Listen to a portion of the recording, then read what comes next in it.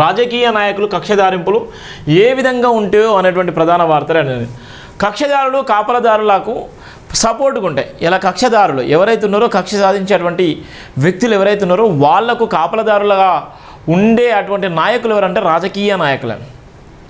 నేను ఎందుకు నాయకులు అంటే, పిఠాపురంలో దళిత కుటుంబాలను బహిష్కరణ చేసిల్లు. పిఠాపురంలో పవన్ కళ్యాణ్ డిప్యూటీ సీఎం గారు ప్రాతినిధ్యం వహించేటువంటి నియోజకవర్గంలో ఒక దళిత కుటుంబాన్ని బహిష్కరించి కనీసం మంచినీళ్ళు ఇవ్వద్దు, కనీసం స్కూళ్ళకి రావద్దు, కనీసం రోడ్ల మించి నడవద్దు, ఎలాంటి పనులు ఇవ్వద్దు అని ఎన్నో షరతులతో కూడుకున్నటువంటి వివాదం జరుగుతుంది. సనాతన ధర్మం ఎంత భయంకరంగా ఉంది. పిఠాపురంలో డిప్యూటీ సీఎం పవన్ కళ్యాణ్ గారు నిజంగా హీరోనా జీరోనా అంటే ఇప్పుడు జీరో అయిపోయింది. ఆయన 11 సంవత్సరాలు సుదీర్ఘంగా ఫైట్ చేసి 11 సంవత్సరాలు నిజంగా పవన్ కళ్యాణ్ను చూసి అందరూ ఆశ్చర్యపోయారు. ఒక రియల్ హీరో, సినిమాలకే కాదు పబ్లిక్ కూడా రియల్ హీరోగా ఉన్నటువంటి పవన్ కళ్యాణ్ ఈరోజు జీరో అయింది.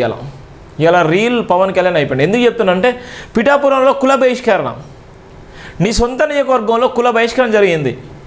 నిన్ను చూసే కదా ఓటేసింది. అక్కడ ఉన్నటువంటి ఆ బాధితులు చెప్తున్నటువంటి ఆ గోడు వినలేక అక్కడ ఉన్నటువంటి అధికారులు ఎంత ఇబ్బంది పడ్డారంటే అంత ఇబ్బంది పడ్డారు. అందుకోసమే ఎవరికి రక్షణ ఉంటారో కాపలదారులకి రక్షణ ఉండేది ఎవరు? రాజకీయ నాయకులు.